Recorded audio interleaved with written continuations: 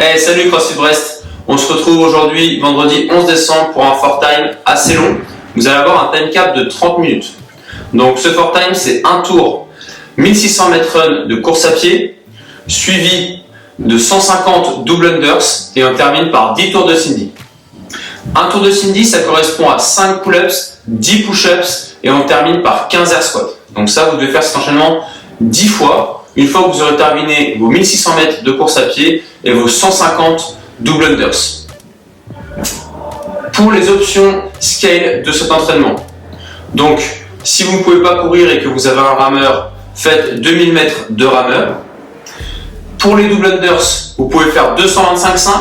Si vous êtes sur le point d'apprendre à passer les DU, voilà, mais que vous avez du mal à les enchaîner, vous en passez quelques-uns par-ci par-là, 2-3, vous devez refaire des simples, faites du practice pour 2 minutes 30. Sous-entendu que je ne mettrai pas beaucoup plus que 2 minutes 30 pour faire mes 150 double unders. Pour les options scale de ce WOD, pour ce qui est de la course à pied, si vous ne pouvez pas courir, vous pouvez faire du rameur pour 2000 mètres. Sinon, réduisez la distance, 1600 mètres, c'est trop important. Pour les double unders, là, vous allez pouvoir faire 225 simples si vous n'allez pas faire de double unders. Si vous savez en faire un petit peu, quelques-uns par-ci par-là, faites du practice. Il faut vraiment accumuler du volume sur cet apprentissage. 2 minutes 30 de practice. Vous pouvez également prendre l'option 150 double tap. Vous sautez en l'air, vous tapez 2 fois sur le côté de vos cuisses pour vraiment assimiler le rythme des débuts.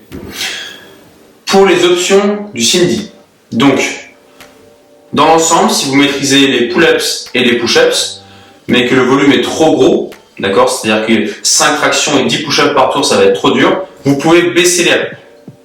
Sinon, il y a des options sur le mouvement. Donc, pour les pull-ups, il y aura ring row, jumping pull-ups, banded pull-ups.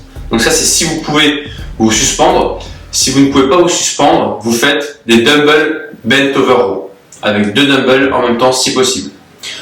Pour les push-ups, pareil, on peut diminuer le volume.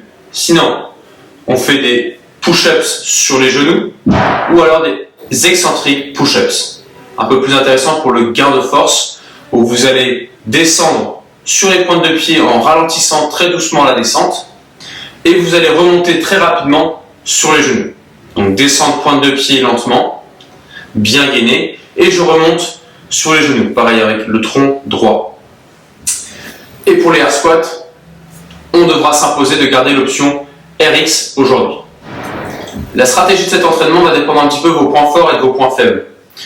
Si vous êtes assez bon et à l'aise en cardio, vous pouvez vous permettre de commencer ce WOD à une bonne allure. D'accord ? Sous-entendu, je serai capable d'assumer la fatigue que je viens de créer sur les 10 tours de Cindy.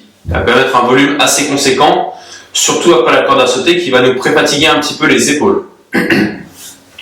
Si à l'inverse, je sais que je peux très vite exploser sur ces 2 mouvements cardio du départ, je gère.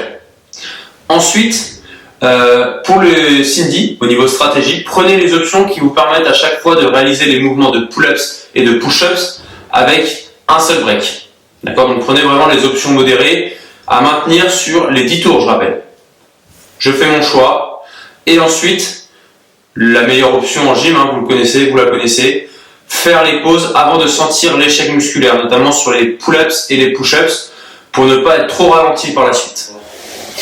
Pour vous lancer dans cet entraînement, on vous propose le warm-up suivant. Vous allez courir 300 mètres de course à pied et quand vous revenez 30 secondes par mouvement. Vous commencez par des simple unders classiques. Ensuite, 30 secondes de Russian Baby Makers. On reprend la corde à sauter, 30 secondes de single unders où je m'efforce de sauter haut en étant le plus grand possible, jambes tendues et je sors la poitrine. Ensuite, 30 secondes de push-up to down dog. Là, sans corde, 30 secondes de double tap. Je tape 2 fois sur mes cuisses lors du saut. Ensuite, 30 secondes de hollow hold, la position de gym au sol. Vous pouvez ramener les genoux à la poitrine si votre bas du dos décolle du sol. 30 secondes de double unders practice, soit DU, soit j'essaye d'en faire, même si j'y arrive pas, c'est le moment d'essayer. Et 30 secondes à maintenir la position inverse du hollow, le arch hold. Donc sur le ventre, le plus grand possible, poitrine et cuisses décollées du sol. Une fois que vous avez terminé ça, vous refaites un 300 mètres de course à pied un peu plus intense que le premier.